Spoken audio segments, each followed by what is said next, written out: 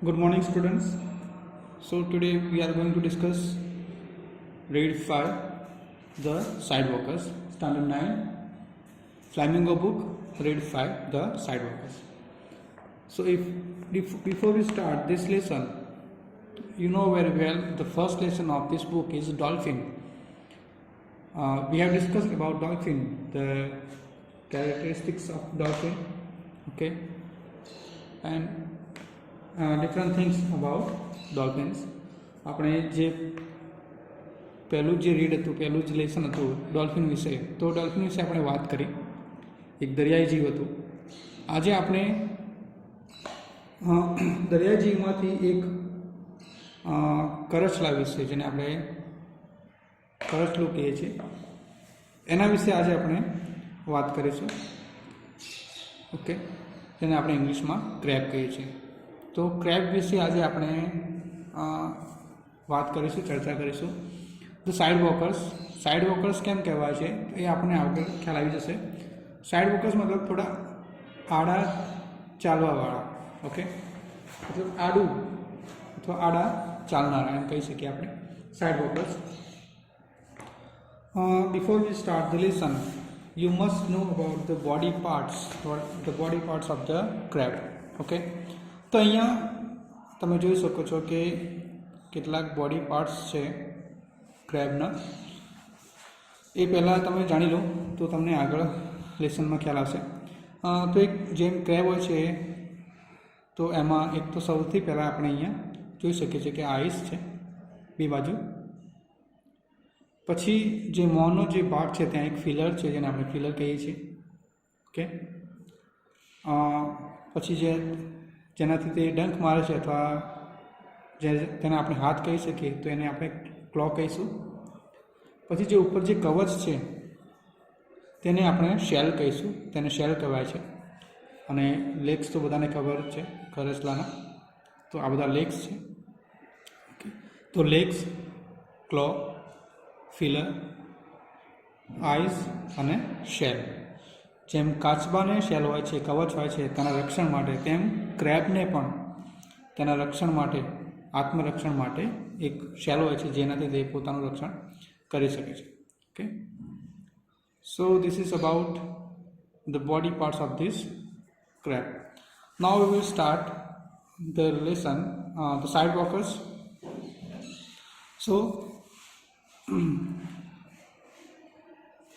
have you ever been to seashore? On the beach seashore we find different types of creatures. તો તમે ક્યારે દરિયા કિનારાની મુલાકાત લીધી છે? દરિયા કિનારે આપણે વિવિધ પ્રકારના ક્રિએચર્સ એટલે કે પ્રાણીઓ અથવા જીવો આપણે જોઈએ છીએ. તો જ્યારે આપણે દરિયા કિનારે જઈએ તો different kinds of C creatures we can see that. આપણે ડિફરન્ટ અલગ અલગ પ્રકારના સી ક્રિએચર્સ ત્યાં જોઈ શકીએ છીએ. Among these, crabs are the most interesting ones.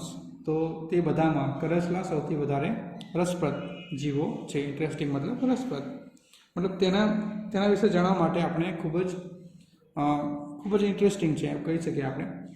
They are of different kinds, તે જુદા જુદા પ્રકારના હોય છે. Recall your visit to seashore. What did you see there? Okay, તો recall મતલબ યાદ કરવું. તો તમે કોઈ દરિયા કિનારાની મુલાકાત લીધી હોય તો તેને તમે યાદ કરો. And what did you see there, તમે ત્યાં શું જોયું હતું તે યાદ કરવાનો પ્રયત્ન કરો. અને તમે તમારી ફેમિલી સાથે, તમારા પેરેન્ટ્સ સાથે અથવા રિલેટિવ્સ અથવા તમારા ફ્રેન્ડ સાથે તેનું ડિસ્કસ તમે કરી શકો છો. Just as people differ in their personality, crabs are different too. તો જેમ અલગ અલગ માણસોની વ્યક્તિત્વ અલગ અલગ હોય છે, જેમ લોકોની પર્સનાલિટી, વ્યક્તિત્વથી અલગ અલગ માણસો જુદા પડે છે, તેમ ક્રેબ્સ પણ અથવા કરચલા પણ જુદા જુદા હોય છે. સમ આર ઇમ્પેશન્સ, તો મતલબ ઇમ્પેશન્ટ મીન્સ રેસ્ટલેસ, અધીરા. તો કેટલાક જે ક્રેબ્સ છે તે અધીરા હોય છે. Intolerant means not able to resist emotions, મતલબ અસહિષ્ણુ. એન્ડ શોર્ટ ટેમ્પર મતલબ ચીડિયા અથવા જલ્દી ગુસ્સે થઈ જાય એવા. તો અધર્સ આર લેઝી, અને કેટલાક જે ક્રેબ્સ છે તે આળસુ હોય છે. The green crabs on the shore are of the first type. તો તો દરિયા કિનારા જે લીલા કરચલા હતા તે પહેલા પ્રકારના કરચલા છે. We need to be careful with them. આપણે તેનાથી ખૂબ જ સાવચેત રહેવાની જરૂર છે. If you hold such a crab from behind by its shell, its claws cannot reach you. તો જો તમે તેના શેલ અથવા કવચથી જો પકડીશું તો જે એનું જે કોચલું હોય છે અથવા કવચ હોય છે તેના જે પાછળથી પકડશો તો તેના જે ક્લોઝ છે, તેના નળ છે, તેના જે હાથ છે અથવા જે ડંખ છે તે તમને તમારી સુધી પહોંચી શકશે નહીં. Remember that even a small crab can give a painful sting. Sting મતલબ ઇન્સેક્ટ બાઇટ. જ્યારે કોઈ મધમાખી કે અથવા કોઈ ઇન્સેક્ટ અથવા કોઈ જીવ તમને કરડે તો તેને આપણે સ્ટિંગ કહીએ છીએ. તો યાદ રાખો કે જે નાનો સરખો કરચલો છે તે પણ ખૂબ જ કષ્ટદાયક અથવા પેઇનફુલ, દર્દનાયક ડંખ તમને મારી શકે છે. Okay, so we have to be careful of crabs, even small crabs. Like other crabs, the shore crab too has a pair of claws, sharp nails, as well as 4 pairs of walking legs with which it can move quickly. તો બીજા કરચલાઓની જેમ દરિયા કિનારાના જે કરચલાઓ છે તેમને પણ they have claws, sharp nails, એકદમ તીક્ષ્ણ નખ અથવા હાથ જે કહી શકીએ આપણે, નહોર કહી શકીએ, તે તીણા નહોર હોય છે, તેમની એક જોડી હોય છે અને તેની સાથે સાથે તે ઝડપથી હરીફરી શકે તેના માટે તેમની પાસે 4 પગની જોડી હોય છે. The crab is stylish walker. Very interesting. The crab is stylish walker. તેમની જે ચાલ છે તે એકદમ છટાદાર હોય છે, સ્ટાઇલિશ હોય છે. If its head is in the north, it would walk either in the east or in the west. તેમનું મુખ અથવા જો માથું છે તે જો તમને એમ લાગે કે ઉત્તરમાં છે અથવા ઉત્તર દિશામાં હોય તો શક્ય છે કે તે પૂર્વ દિશામાં અથવા પશ્ચિમ દિશામાં ચાલતો હોય. મતલબ કે તેનું મુખ અગર જો પૂર્વ દિશામાં હોય અથવા ઉત્તર દિશામાં હોય તો તેનું મુખ ઉત્તર દિશામાં છે પણ તે ચાલતો કઈ દિશામાં હશે? પૂર્વ દિશામાં યા તો ફિર પશ્ચિમ દિશામાં. જેથી કરીને આ રીઝન છે જેનાથી આપણે તેને સાઇડ વોકર્સ પણ કહીએ છીએ. So when you find that crab is looking at you, don't be afraid. તો જ્યારે તમને એમ લાગે કે ક્રેબ તમારી સામે જોઈ રહ્યું છે તો તમારે ડરવાની અથવા ગભરાવાની જરૂર નથી. It won't rush straight to you. તે સીધો તમારી તરફ ધસીને આવશે નહીં. It is really funny to see these side walkers moving across.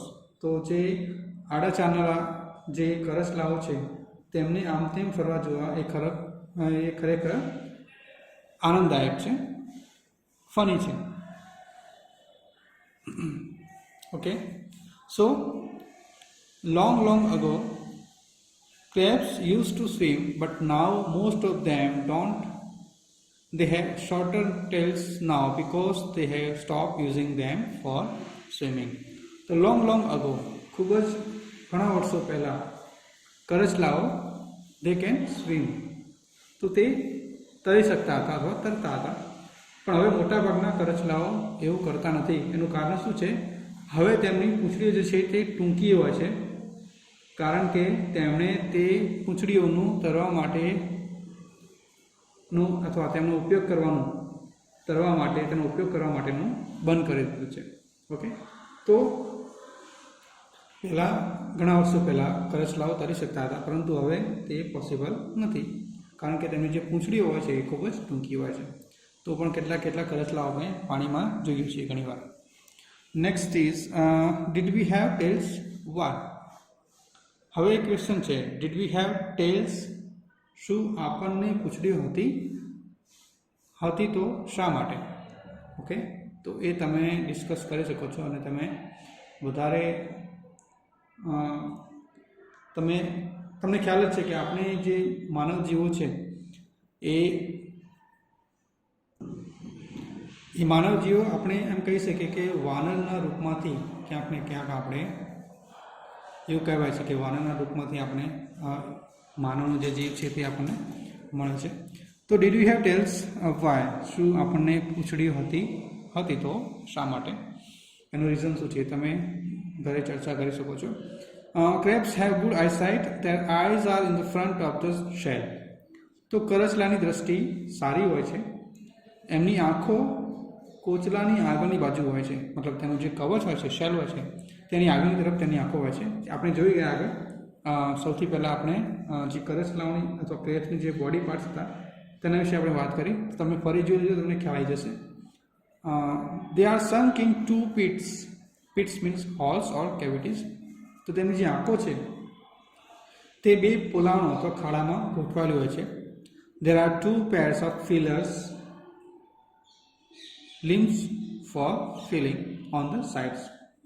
તો તેની પડખામાં 2 સ્પર્શકોની 2 જોડીઓ હોય છે, તેનાથી તે સ્પર્શ કરી શકે છે, જેને આપણે મોં પણ કહી શકીએ. ઓકે.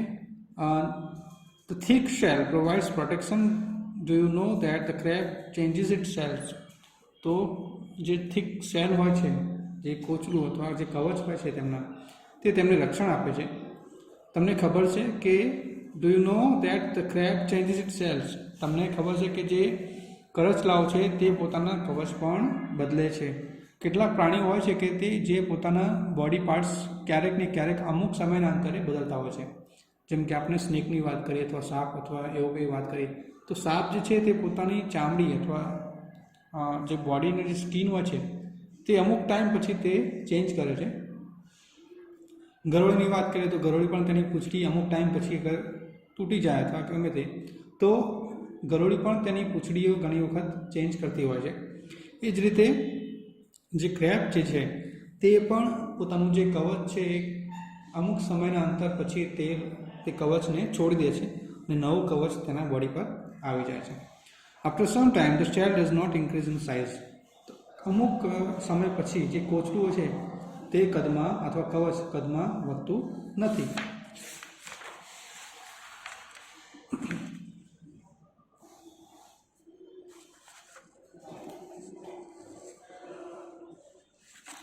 ઓકે. તો so when the crab increases in size, there is split in the lower portion of the shell. તો જ્યારે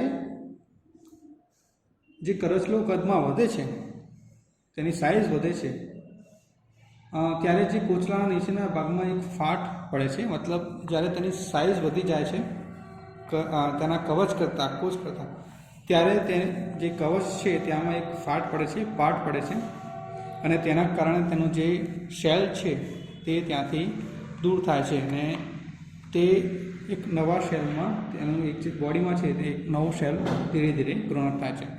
તો the grown up crab comes out of it. તો જે પુખ્ત કરચલો છે તે એમાંથી બહાર આવે છે. The old shell is left behind. જૂનું જે કરચલું છે તે કોચલાને છોડી દે છે. This empty shell too looks like a crab. અને જે આ જે ખાલી કોચલું હોય છે તે પણ એવું લાગે જાણે કે તે સાચું કરચલો હોય. This process of shedding off મતલબ ખેરવું અથવા પાડવું, the shell or armor મતલબ plate worn by soldiers for protection is called molting. Okay. તો આ જે પૂરી પ્રક્રિયા છે, જે પૂરી પ્રોસેસ છે, જે શેલને છોડી દેવું અથવા એક સેલને છોડીને બીજી સેલને પોતાના શરીરમાં, મતલબ જે સેલને છોડવાની, ખેરવવાની અથવા જે આર્મર મતલબ જે સોલ્જર જે તમે જોઈ બુલેટ પ્રૂફ જેકેટ અથવા જ્યારે પહેરતા હોય છે એને આપણે આર્મર કહીએ છીએ. તો એ પ્રોટેક્શન માટે જે શેલ હોય છે જ્યારે એ છોડે છે અને જે એની પ્રક્રિયા છે તેને આપણે મોલ્ટિંગ કહીએ છીએ. When the crab is without shell, it has no protection against enemies. જ્યારે જે કરચલો છે એ કોચલા વિનાનો થઈ જાય છે ત્યારે દુશ્મનો સામે તેને રક્ષણ મળતું નથી. So it hides itself away for some time in some crack of the rock or hole. તો તેથી તે કેટલીક વાર પોતાની જાતને કોઈ ખડકની અથવા જે પથ્થર છે તેની તિરાડમાં અથવા દરમાં છુપાઈ જાય છે પોતાના જાતના રક્ષણ માટે. When the thick protective cover is ready, it comes out. જ્યારે તે પોતાનું જે કવચ છે એ ફરી જ્યારે રેડી થઈ જાય છે ત્યારે તે બહાર આવી જાય છે. Sometimes crab even get trapped under stones and are not able to come out. ક્યારેક જે કરચલા છે કેટલીક વાર તે પથ્થરોની નીચે ફસાઈ જાય છે અને બહાર આવી શકતા નથી. This happens when they are hiding. જ્યારે તે છુપાઈ જાય છે, પોતાના કરસલાને જ્યારે ત્યજી દે છે અને જ્યારે તે છુપાઈ જાય છે પથ્થરની નીચે, ત્યારે આવું બનતું હોય છે. Would you have enjoy your life if you var a crab. તો શું તમે કરચલા હોત તો તમે તમારા જીવનને માણી શક્યા હોત? આ એક ક્વેશ્ચન છે. તો એ ક્વેશ્ચન તમે વિચારો કે શું તમે કરચલા હોત તો તમે તેને એન્જોય કરી શક્યા હોત? હા કે ના, તો કઈ રીતે? તો તમે આ વસ્તુ અથવા આ ક્વેશ્ચન તમે ઘરે ડિસ્કસ કરી શકો છો. The crab enjoys burying hiding under something itself in sand. કરચલો જે છે તેની એક ખાસિયત હોય છે કે તે રેતીમાં છુપાઈ જવાનો આનંદ માણે છે. ઘણી વખત આપણે જોયું છે કે કરચલાઓ જે છે તે રેતીમાં, દરિયા કિનારે મોસ્ટલી જે પાણીની નજીક, જે એકદમ નજીકની રેતી છે ત્યાં ઘણી વખત છુપાઈ જાય છે અને તેમાં તેમને આનંદ આવે છે. At this time only its eyes and feelers can be seen. અને આ વખતે મતલબ જ્યારે જે છુપાઈ જાય છે ત્યારે ખાલી માત્ર તેમની જે આંખો છે અને જે સ્પર્શકો છે તે જ જોઈ શકાય છે. બાકી એમની જે પૂરી બોડી છે તે રેતીની નીચે હોય છે. However it is alert to catch small insect passing by. આમ છતાં પોતાની બાજુમાંથી પસાર થતા નાના જંતુઓને પકડવા માટે તે સતર્ક હોય છે. ભલે પોતાની બોડી આખી રેતીની અંદર હોય છે, પરંતુ તે એટલું એલર્ટ હોય છે કે તેને ખ્યાલ હોય છે કે આજુબાજુ કોઈ નાનકડા જીવ જાય તો તેને પકડવા માટે તે હંમેશા એલર્ટ હોય છે. Okay, so do it your self. મેં તમને પહેલાં વિડીયો જોયો તે પ્રમાણે તમે અહીંયા બોડી પાર્ટ્સ અહીંયા લખી શકો છો. ઓકે, આ લેગ પાર્ટ છે. ઓકે, આ ક્લો છે, પછી આ ફિલર, આ જે છે દેખાય છે તે આઈસ, અને આ જે મેઇન પાર્ટ એનો બોડીનો છે તે શેલ. ઓકે, તો આ read number 5 the side walkers. I hope તમને તેમાં ખ્યાલ આવી ગયો હશે. અહીં લખ્યું છે sheep walk straight and remain sheep forever, be a side walker. તો જે ઘેટા જે છે તે સ્ટ્રેટ ચાલે છે, નાકની દંડીએ સીધા ચાલે છે અને તે કાયમ માટે ઘેટા જ રહે છે. બી અ સાઇડ વોકર, તો તમે બાજુમાં ચાલનારા અથવા સાઈડમાં ચાલનારા બનો. Okay, so this is read number 5 the side walkers. Next video we will discuss about next lesson. Okay, thank you so much.